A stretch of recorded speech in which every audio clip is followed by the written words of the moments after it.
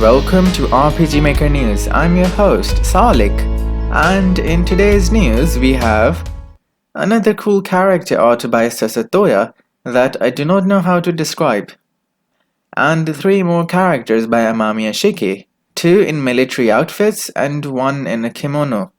Christian pop and dance music too by Snabbish. Next we have a couple of new plugins.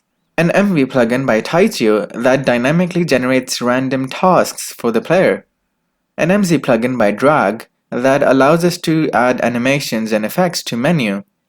An MZ plugin by Chroma 9 that changes the color for HP, MP, and TP gauges. Another MZ plugin by Chroma 9 that allows us to set the default values of system volume. Next, we have a pretty practical software for story writing. Write or Die, a notepad in which if you stop typing for a few seconds, all your text gets deleted. It's scientifically proven not to cure writer's block. A pixel sprite of an RPG Knight by Kingpix. Barbarian Adventure Tileset by Snowdeck.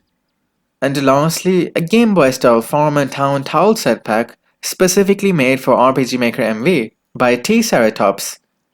That is all for today. Now go back to game writing.